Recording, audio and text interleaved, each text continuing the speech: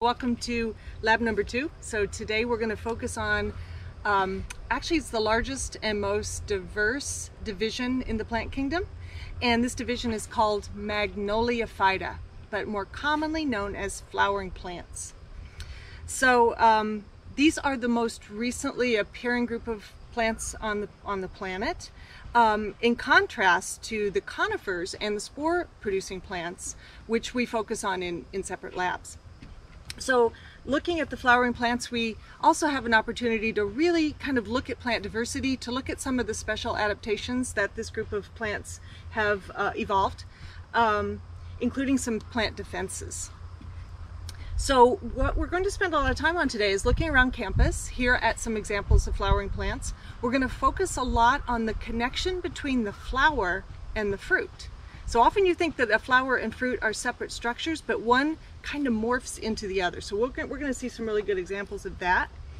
And we're also going to focus a lot on some of the defenses, both chemical and physical, that plants have evolved to protect themselves from predators. So while we're here, I brought out this really ugly plastic model of a very simple flower. So all flowering plants have flowers. The flowers can look really, really different. Some are really showy and smelly, like a lily or a rose. Some are kind of ugly and tiny and don't last very long. I'm going to show you that flowers have reproductive parts, and we'll talk through the basic structures here, but not all flowers have both male and female parts. Sometimes there are separate male flowers and female flowers. So the model here shows about the simplest flower that you can imagine, and then as we walk through campus we'll look at some examples. If you take a botany class or a plant biology class, you'll probably learn a lot about all the different varieties of flowers, all the terminology, and the fruits that they morph into. I hope that everyone's following along with their handout, and what we're doing right now is on the first page of the handout, or section 1.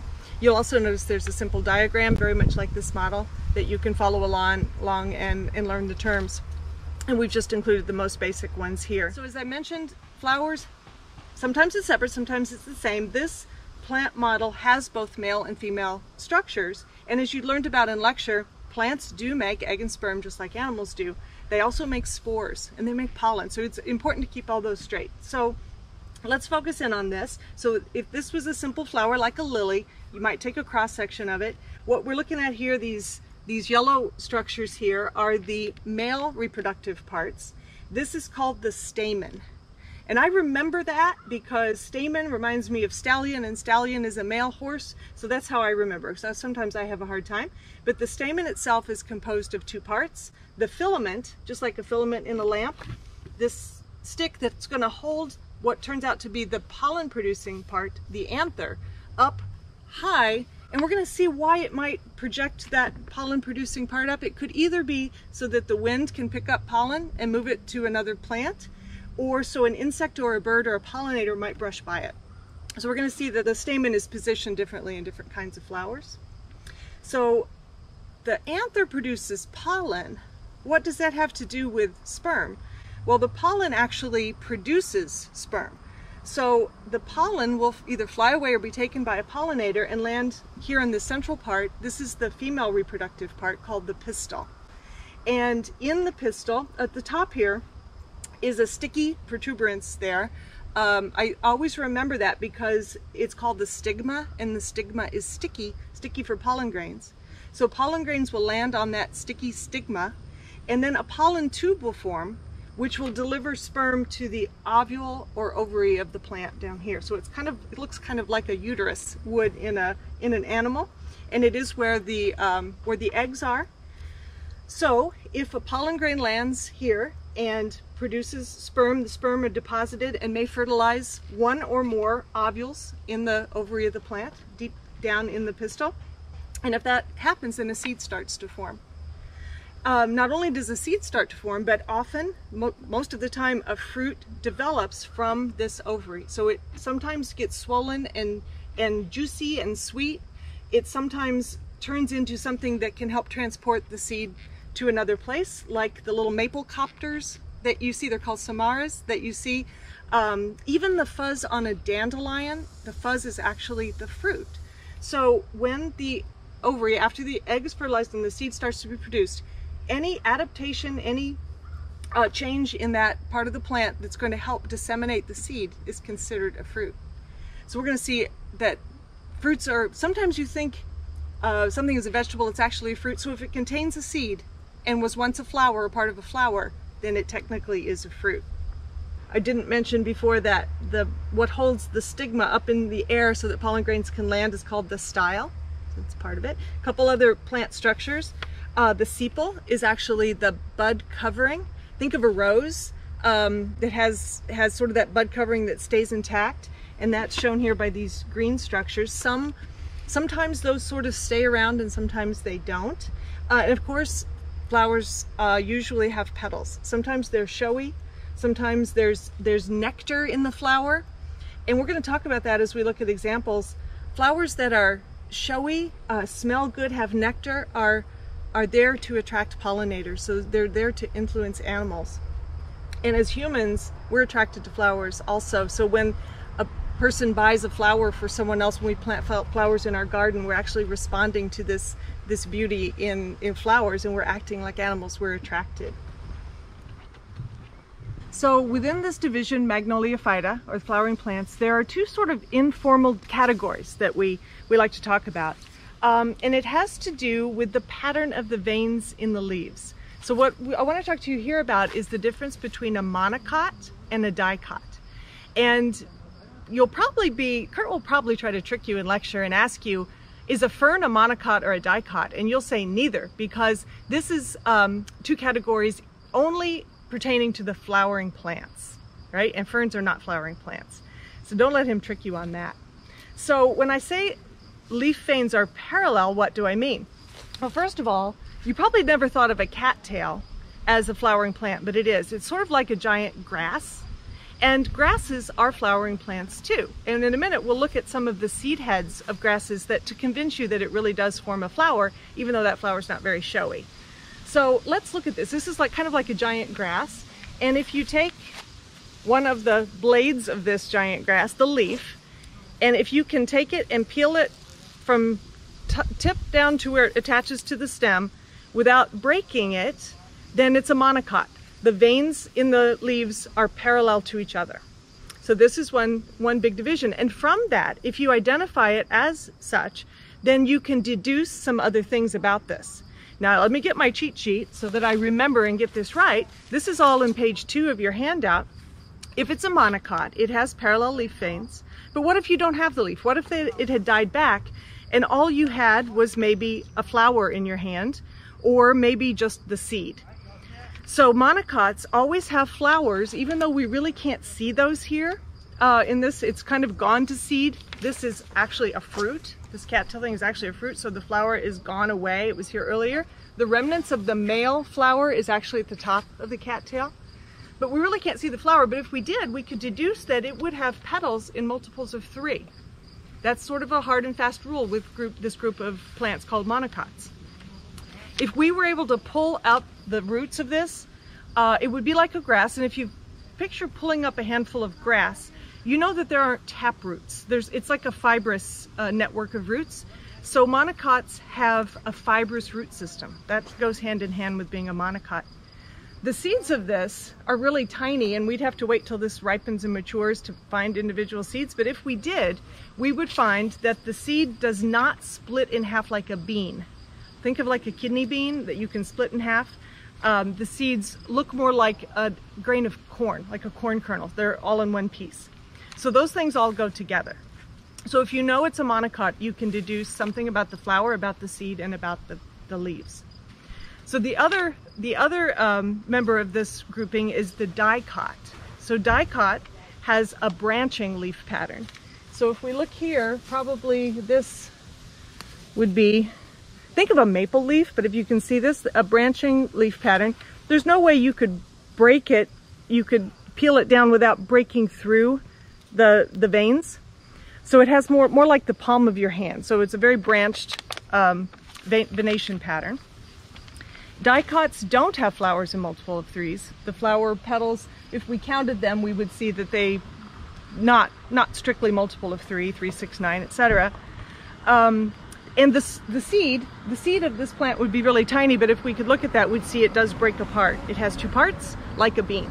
So those things go hand in hand. The other thing about the root is that it would have a taproot, like a carrot. Think of a carrot. So if you think of a carrot, do you know anything about a carrot flower? I mean, we've probably seen them, but don't remember. Carrot has a taproot. It is a taproot. So we could deduce that if we could see the flower, it would probably have a not multiple of 3. If we could see a carrot seed, we would know that it splits easily in half. So all of those things go all together. But remember, this discriminating monocot and dicot is only for flowering plants, not conifers and not spore-forming plants. So, you often don't think of grasses as flowering plants at all, but in fact they are. Even though you can't really think of, you know, where's the flower on this? This is a grass seed head. So actually the grain or the seeds that are produced, we often think of them as grain, think of wheat, is actually the fruit, and a flower was there at one time. As you walk around campus or wherever you happen to be, at this time of year, if you get into an area that isn't mowed, the grasses, we say, have gone to seed, and it's a great opportunity to look at the diversity of grasses that are out there. So the point of this is grasses are flowering plants. They are members of the division Magnoliophyta. They're monocots, right? They have parallel leaf veins. There's a huge diversity. And we want you to think a little bit about why the flower doesn't smell good. It doesn't attract pollinators. So animals love the sweet nectar and the nice smell of flowers. This doesn't have that. So grasses are pollinated by the wind. So depending on whether or not you have a flowering plant, if you have a flowering plant and you smell it and it doesn't smell sweet, it doesn't have pretty colored petals to attract animals, likely it's sort of arranged so that the wind can pick up the pollen and spread the pollen that way. So make a note of that. When you see a flowering plant, discern in your mind whether you think it is wind pollinated or animal pollinated.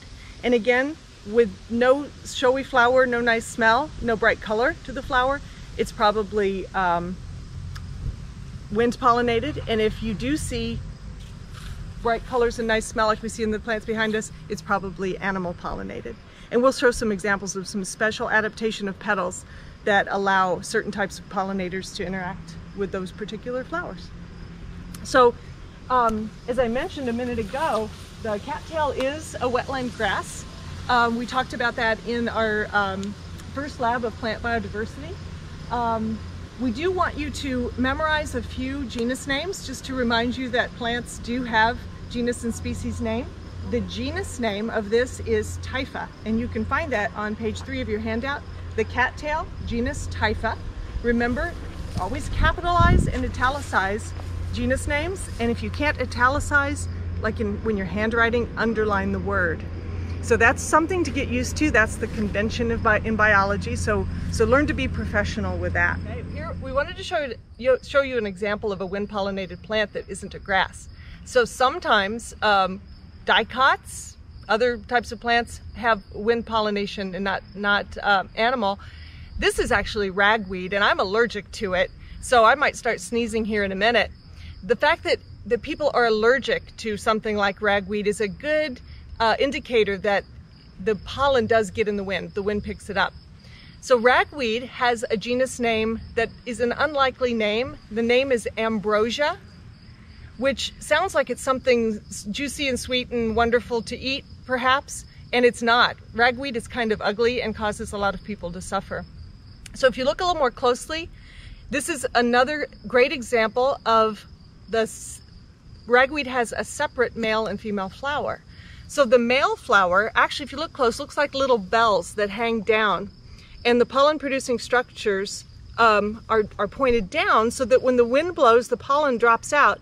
The female flower, it's a whole separate structure that only has female parts to it, is positioned down here at the base, and it's sort of pointed up. So as the wind blows, pollen will drop down into the female flower. So again, this is ragweed. Many people think that they're allergic to something else that blooms at the same time as ragweed, because a lot of times you don't even notice this. It's just kind of green, it's not showy, it doesn't smell good. And often people think that they're allergic to goldenrod because it blooms at the same time. but probably not. We'll look at goldenrod in a minute. We'll see that it has showy flowers, they smell sweet, and they attract animal pollinators, so the pollen doesn't get airborne and usually doesn't bother people in the form of hay fever.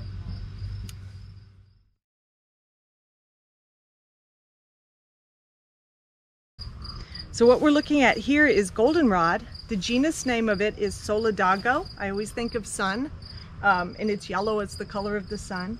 So that's another one that we want you to know the name of. Doesn't take much convincing that this is an animal pollinated plant or flower. Notice all the activity around here at this time. Bees and other insects are attracted to this flower. It has a sweet smell and a bright color. So this is a good example of an animal pollinated flowering plant. Again, goldenrod or Solidago. So there you're looking at a clover flower. So goldenrod, as well as clover, even sunflowers and black-eyed Susans, those types of flowers are not single flowers, but they're clusters of flowers. And the term for that is inflorescence. So sometimes flowers have single flowers, a single reproductive structure, a single ovule and anthers, and sometimes they're clusters of many. So the term inflorescence is one to remember. So we're out here by the lake behind the Student Center, and there's a little patch of milkweed. Milkweed is sort of a whole ecosystem. Oh, if you come here close, look at this little bug here. That's called a milkweed bug. And you might think, oh, that looks like the same color as a monarch butterfly. So there's a story here with milkweed and monarchs. So monarchs, you know, are sort of endangered. The numbers are declining. They're actually sort of making a comeback. But monarch's only food is the milkweed plant. It's its ecological niche. So whereas milkweed is poison for most insects, the milky latex that's in it, when you break a leaf, you get the white milky sticky substance leaking out. Not only is it sticky, so it's a chemical defense because it glumps up the mouth parts of insects that might eat it, but it also has toxins in it that only the monarch caterpillar has learned or evolved, adapted to deal with that toxin, so it can detoxify it and store it in its body, and it doesn't hurt the caterpillar. Other caterpillars who try to eat it can't. It poisons them. So the milkweed is the monarch's only food source, and it's one of the only things that can eat milkweed. And monarchs are brightly colored, so you probably know that certain other butterflies, and monarchs are poison themselves. When they pupate and mature into adults, they carry the toxins from the milkweed into adulthood. And birds sort of learn or instinctually will avoid eating a monarch because it is poison. It tastes bad, it will make them sick, and they'll regurgitate them, so they avoid eating monarchs. And other insects have used mimicry, so they've evolved the same color pattern so that birds don't eat them. So to look like a monarch means you're safe from bird predation. So the milkweed has evolved both chemical and physical defenses against predators, but the monarch butterfly has evolved, I call them biochemical defenses. It can sort of sequester and store away that toxin and maybe detoxify it. It also has behavioral defenses. So if you notice, the monarch caterpillar will walk along the central vein prior to eating the leaf and actually nick the central vein, so that when it feeds on the leaf, it blocks the flow of that sticky latex. So instinctively, the caterpillar will do that. So these leaves are all examples of where you see the caterpillar has nicked it, and then it will chew on and eat the leaf right down to that nick and avoid the leaking of that sticky latex. So then if we also want to look at it as a flowering plant, earlier in the summer, the milkweed plant has a kind of a purple cluster of flowers, where now these have been replaced, or those have matured into these milkweed pods. And I can remember like biking along the sides of the roads and just smelling this kind of sickly sweet milkweed flower. So if you look at, there's a photo that Kurt actually took this summer when he saw the milkweed flower, and he was trying to figure out where the milkweed pod or the fruit comes from. He caught that right at the right time. So it's a tiny, tiny little flower, and he has a picture of the tiny little, I called them fetal milkweed pods, kind of emanating from that flower. So again, it connects the flower to the fruit. The flower morphs into the fruit. So this is kind of an unusual fruit. It's not tasty to animals. There are seeds in there. When this matures later in the fall, if you look at this area in late October or November, these will have matured and they'll turn brown and they'll pop open, and the fuzz will be all over the place. So the milkweed, the silkiness will be out there. So technically there's a little seed at the end, and that fluff, that white fluff, is actually the fruit. So there are many fruits actually contained in this pod. So you never think of fruits as fluff on a dandelion, fluff on a milkweed, but anything that is involved in dispersing seeds is fruit, right? So that can be dispersed by the wind, can be dispersed by animals eating the fruit and pooping out the seeds. So think of fruit as a mechanism of fruit dispersal. So what I'm showing you here is a plant called yarrow. That's the common name, and the genus name is Achillea. And that might remind you of Achilles. If you remember in mythology, Achilles was injured. Someone cut his Achilles tendon, and so he was injured, and he used yarrow to prevent infection. So this is an example of sort of an herb, a smelly chemical defense that actually has medicinal properties. So many plant toxins are used by us for medicines or even to flavor foods. Like the nice smell of basil or oregano or thyme is actually a plant toxin or a poison that's there to prevent animals from being predators on them. But we use those, as I said, in medicine and in cooking. So yarrow, or genus name Achillea. So we're standing here where there's a nice little patch of wild thyme. It has this really pretty purple flower. You can see the bees on it, and it smells really good. This is related to the kind of thyme that's used in cooking, and you could actually pick this and use it.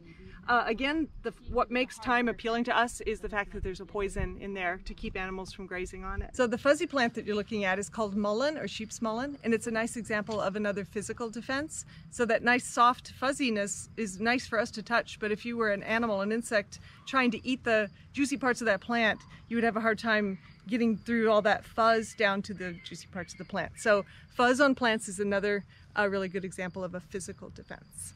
So I'm standing here in a salt spray rose bush, also known as Rosa rugosa. Many of you have these at your home, or you see them along the seashore. It's kind of an ornamental. And this is a great example of two things. One, a physical defense. If I move too much, I'm going to get poked with thorns. So thorns on a rose bush is a great example of a defense against predators that plants have evolved. Pretty simple, right? Deer probably wouldn't want to graze on this because the thorns would injure the deer's mouth. The other reason we stopped here is you'll see that the rose is a beautiful kind of a hot pink flower that's very showy. But then it matures, after pollination, it matures into a fruit. And there's some examples of those fruits all around this bush. You might know this as rose hips. It's used in a lot of herbal teas, and it's a source of vitamin C, and it tastes really tangy. So yes, these are edible, especially when they're really ripe. This one's still a little green. This is a great example where you can see the sort of the morphing of the flower into the fruit. So notice the sepals hanging down there below the fruit. You don't often see that on fruit, but that's kind of evidence that that was once the bud cover to the flower that was then pollinated and matured into this fruit. So if you take a botany class or a plant biology class, you'll learn that there are about 30 or more different categories of fruits. They're all intended to, they've evolved or adapted to disperse seeds in various forms, whether that's being eaten by an animal and being pooped out, or being caught by the wind, or even stuck to the hair of a bear. If it's, for example, a beech tree. Beech nuts are prickly, so they will attach to animals' fur and then be dispersed. So fruits are all about seed dispersal, and if you remember, fruits always have seeds inside. So we're right here by this apple tree. And I have in my hand a cucumber, and if I had a plum, I would have examples of the three categories of fruits that are very common that we want you to be able to distinguish between and among. So those are drupes, pomes, and berries. And some of this is actually going to surprise you, because what you consider fruits in biology, or you consider vegetables if you're cooking, are actually fruits in biology. And what you might regard as berries are not berries at all to a biologist. An example of that is this cucumber. You think of this as a vegetable, but it's not. It's a fruit. Of course it has seeds inside, and technically it is the category berry. The reason for that is berries are soft and fleshy, cucumber is. I always think that you can bite into the whole thing, you can pretty much eat the whole thing. There's no core or pit inside, and there's several seeds. So a cucumber is a really good example of a biological berry, a category of fruit. A watermelon is a berry. A banana is a berry. Think of others that fit that definition. You can cut all the way through it without hitting a core or a pit, has lots of seeds, and it's soft and fleshy. So a pomme, and that comes from the French word for apple, is a great example of that, a pomme. So apples are mostly fleshy. They can have several seeds inside, but they have a hard core inside, not a pit, but a core. So everyone knows what an apple core looks like. A pear would be another example of a pomme. The third is the drupe, and a peach or a plum would be a good example of a drupe. They have a single hard woody pit inside and are usually very soft and fleshy. So if you think about all the fruits and vegetables that you eat, plants that you eat, first ask yourself, is it a fruit? What would be some vegetables that you might eat that isn't a fruit? I'm thinking of broccoli. Is broccoli a fruit? Actually, no. Broccoli is the bud of a flower. If you ever grow broccoli and let it grow long enough, you'll see the part that you eat turns into a yellow flower. So it's actually a bud. What about a carrot? It's actually a root. So to be a fruit, it has to contain seeds. A tomato is a fruit. Cucumber is a fruit, an olive is a fruit. Another thing that surprised me when I started teaching this lab is that things that we regard as berries, like strawberries and raspberries, are technically, if you're a biologist, not berries at all. They're conglomerate fruits. You don't need to know that, but definitely know the definition of the three categories of fruits that we talked about, drupe, pomme, and berry, and be able to find an example or identify an example of each of those. And you will find that berries, such as the cucumber, are very, very common in biology. Why are animals attracted to apples when they're ripe? So if you eat a green apple, it'll probably give you a stomach ache. The reason that's unappealing is because the seed is not yet mature. So when the seed matures, the apple ripens and turns red and it gets sweet. Many people think that the apple itself serves as fertilizer for the growing plant, but it really doesn't. Biologists believe that it's simply there to attract animals to eat it. So if there were no animals in the world, there would be no such fruits that are meant for animals to consume. I think that's a really neat concept. Without animals, there would be no fruit like an apple or a cucumber, and the maturation coincides with when it becomes appealing to the animal. The other thing, you've probably heard that apple seeds have cyanide in them, and they do, tiny amounts, and they also taste very bitter. So it wouldn't work if an animal ate the fruit and crunched the seed and destroyed it, because the baby plant or the embryo is in that seed. So the fact that the seed doesn't taste good encourages the animal not to actually crunch the seed, but to swallow it whole. And then it's pooped out in a nice little pile of fertilizer, so it's a really nice system. So with that, I think we have completed the lab. So there we have it.